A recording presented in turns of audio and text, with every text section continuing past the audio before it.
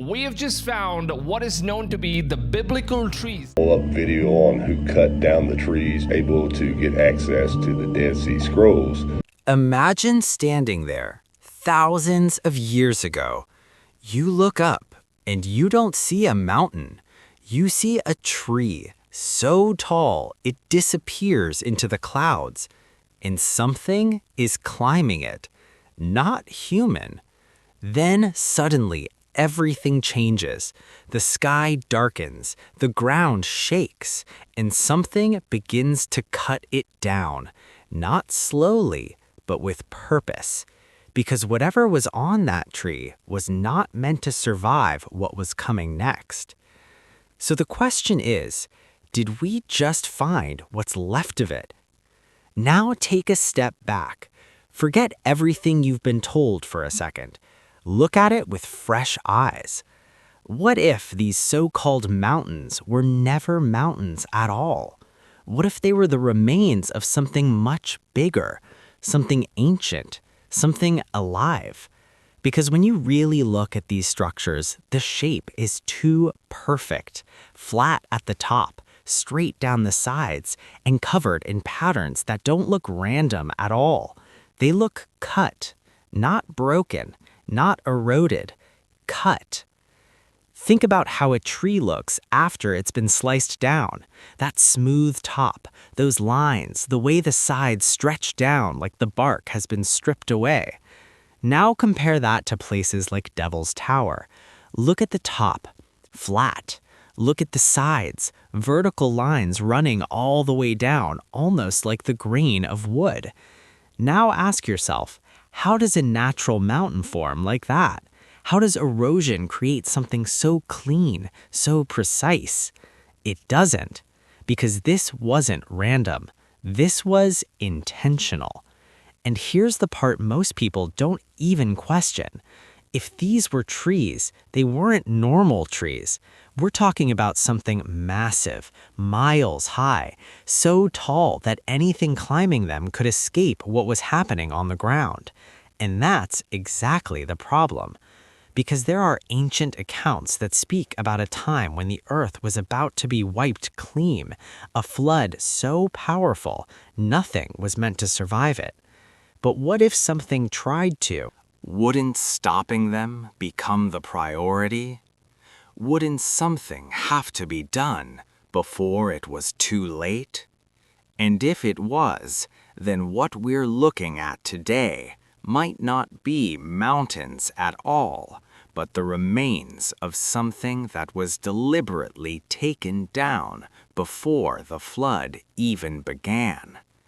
And if that's true, then the next question becomes impossible to ignore.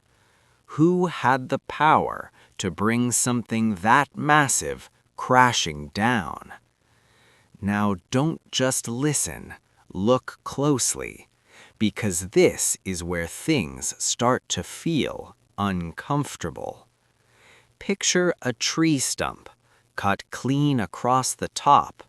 You see rings, you see lines, you see patterns that spread out from the center. Now zoom out, way out, and look again at formations like Devil's Tower. That flat surface at the top, why is it so even? What if there were beings large enough, strong enough to climb these trees and escape what was coming? Now think about it. If that was true, why does it look like it was sliced straight across? And those lines running down the sides, they don't look random. They look organized, almost like long fibers stretched from top to bottom, like wood grain. Now think about this. If this was just a mountain formed by nature, why would it have such a repeating pattern? Why would it look so structured? Nature is messy. Erosion is uneven. It chips away slowly, randomly over time. But this looks deliberate. Now imagine taking a piece of wood and slicing it straight down. You'd see long vertical lines, right? Now imagine that on a massive scale, miles high. That's exactly what this looks like, and it's not just one place. There are others. Different parts of the world, same shape, same flat tops, same strange patterns. Coincidence? Or something repeating itself? Now here's where it gets even harder to ignore. Look at the base. Some of these formations spread outward, almost like roots, thick, twisted, expanding into the ground. Not like rock, but like something that once grew, something that was connected, something that was alive. So ask yourself, how many mountains have you seen that look like this? Flat top, straight sides, root-like base, and patterns that match something we already understand. A tree. At some point, it stops looking like coincidence and starts looking like a pattern. And once you see that pattern, it's hard to unsee it. Because if even one of these formations is not a mountain, then what we've been told about all of them starts to fall apart. And that leads to something much bigger. Because if these are trees, then where did this idea even come from? Who first talked about something like this, long before we ever saw these images? Now here's where things take a turn. Because this idea didn't just appear out of nowhere. It wasn't invented on the internet. It was written down a long time ago, in a text most people have heard about, but very few have actually read, the Book of Enoch. This is not a modern story. This is ancient, and inside it there are descriptions that don't sound normal at all. It speaks about a time before the Great Flood, a time when the earth was different, bigger, wilder, and not everything walking on it was human. There are mentions of beings that were not meant to be here, beings that grew in size, in strength, until they became something else entirely. Now think about that for a second. If something like that existed, would normal ground be enough to hold them? Or would they need something higher, something massive, something like a tree that reached into the sky? And if those trees existed, then what happens when a flood is coming? Not just rain, but something meant to wipe everything clean. If you were trying to survive, where would you go? Up, as high as possible. And suddenly, those giant trees become the only escape. Now here's the part that stands out, because according to these ancient writings, something was done to stop that from happening, not after the flood started, but before. Before anything could climb, before anything could escape. Something stepped in and removed that option completely, cut it off. Now pause right there, because if that really happened, then what we're seeing today, those massive flat-topped structures, wouldn't just be random landforms. They would be evidence, left behind, hidden in plain sight. And suddenly, the idea doesn't sound so random anymore, because it lines up. The size, the shape, the purpose, all pointing to the same thing. And if that connection is real, then it raises a much more serious question. If this was written down thousands of years ago, why doesn't everyone know about it today? What happened to this information, and who decided it shouldn't be part of the story anymore? Now, this is where things start to feel controlled, because if this information has been around for so long, why is it not talked about openly? Why do most people only hear one version of the story? Think about it. You grow up learning that these are just mountains, natural formations, nothing unusual, nothing to question. But the moment you look closer, really look, the details don't match that simple explanation anymore. So what happens next? The idea gets dismissed, ignored, laughed at, and eventually buried. Now ask yourself, if something is completely false, why go through so much effort to shut it down? Why not just explain it clearly and move on? Because that would be easy, too easy. Instead, what you see is something different. Information that doesn't fit the common story gets pushed aside. Ancient texts like the Book of Enoch left out, not included, not discussed, almost like they were never meant to be seen by everyone. And that creates a gap, a space between what is told and what might actually be true. Now add this to the picture. Massive formations around the world all sharing the same strange features. Flat tops, straight edges, patterns that look too familiar. And yet, they're all explained the same way. Just mountains. No deeper look. No real questions. Just a label and move on. But here's the problem with that. The more you look, the harder it becomes to accept that answer because it starts to feel incomplete, like something is missing, like a piece of the story was removed before it ever reached you. And that creates tension, because now you're stuck between two possibilities. Either this is all just coincidence, or there is something here that hasn't been fully explained. Something that connects ancient accounts to what we can still see today. And if that connection is real, then it changes everything, because it means the past wasn't what we thought it was. It means the world we see now is only part of the story, and the rest might have been hidden on purpose. But here's where it gets even more intense, because once you start noticing this pattern, you begin to see it everywhere. Not just in one place, but across the entire world. And that's when the question becomes impossible to ignore. How many of these mountains are actually out there, and why do they all look the same? Now things start spreading out, because once you notice one of these formations, you can't stop seeing them. It's like your mind starts connecting dots everywhere.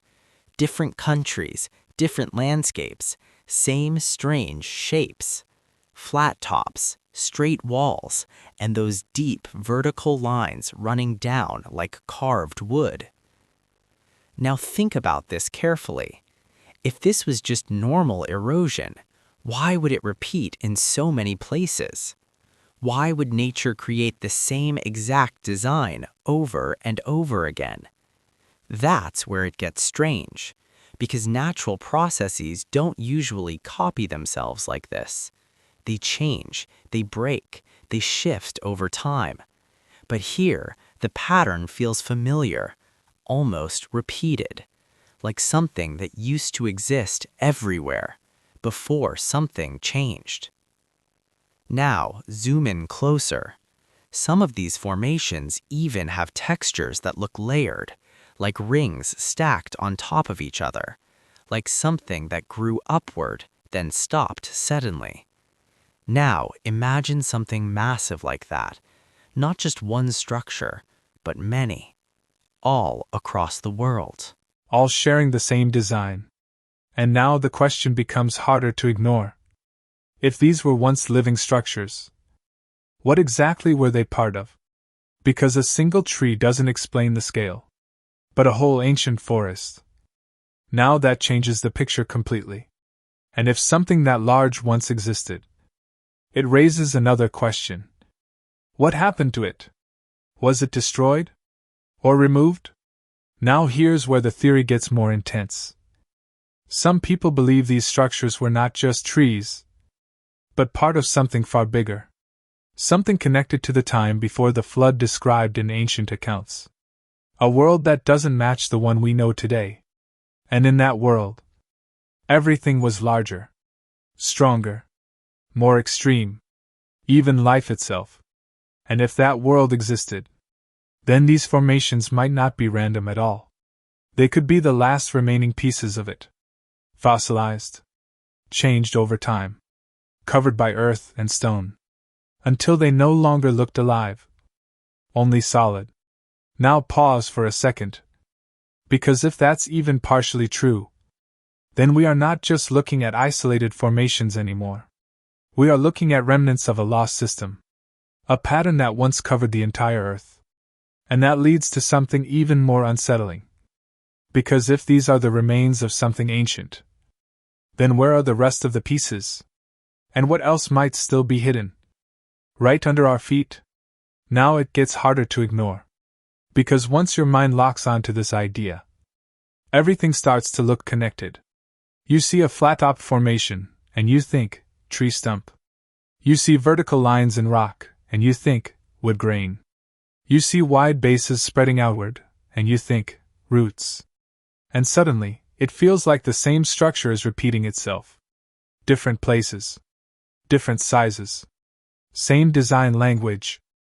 Now ask yourself, why would nature repeat this pattern so consistently? Why would erosion create something that looks so structured? It should be random, chaotic, unpredictable. But instead, it feels organized. Like something once shaped it, before time took over. Now think deeper. If these were once massive trees, they wouldn't just fall and disappear. They would leave marks. Deep ones. Imprints in the land itself.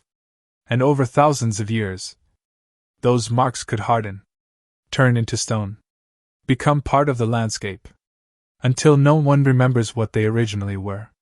Now here's where the tension builds again. Because some formations don't just look like trees. They look like something else entirely. Some people describe them as shapes that resemble creatures. Massive forms. Heads. Faces. Silhouettes hidden in rock. Almost like the land itself is remembering something. But not clearly. Now pause there. Because if your imagination starts filling in patterns like this, it becomes very easy to see meaning everywhere. And that's where the line starts to blur. Between observation and interpretation. But here's the interesting part. Even if you remove the speculation, even if you ignore the stories, the physical shapes still remain. Flat tops, straight cuts, deep textures, and consistent patterns across different locations. So the question doesn't disappear. It just becomes sharper. What caused it? Natural forces alone, or something far more unusual in the distant past? And if it really is something from the past, then it means we're not just looking at isolated formations. We're looking at something that once had structure, scale, and purpose. And that raises a bigger problem. Because if something like that once existed, then why was it removed so completely from history? What event could erase something so large and still leave behind only fragments for us to find? Now the theory starts to stretch even further. Because if you follow this idea to its limit, it doesn't stop at trees. It doesn't stop at rock formations. It starts pulling in something much bigger. A different world. A heavier world. A world described in ancient accounts where everything was larger than what we know today. Not just plants, but living beings too. Now think about that for a moment. If the land itself was massive, then what would the creatures on it look like? And in some old writings and traditions, there are mentions of beings that were not like modern humans. Larger. Stronger. Almost impossible by today's standards. And suddenly, the idea shifts again. Because if beings like that existed, then structures like giant trees wouldn't be strange at all. They would be necessary. Paths upward. escape routes, shelter systems. Now everything starts linking together in a strange way. Massive landforms, ancient stories, strange shapes in stone, and a world that feels like it doesn't match the one we see today. But here's where it gets even more intense. Because in many interpretations of ancient flood narratives, there's a moment before everything changes.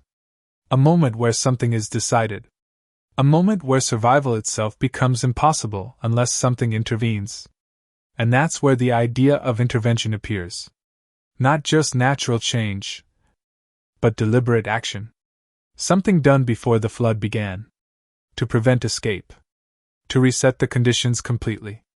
And if that's true, then the massive structures we see today might not just be leftovers. They might be evidence of that intervention. Signs of something being removed on purpose. Cut down. Taken apart. Removed from use. And now what remains is only the base. The foundation. The fragment. But here's the disturbing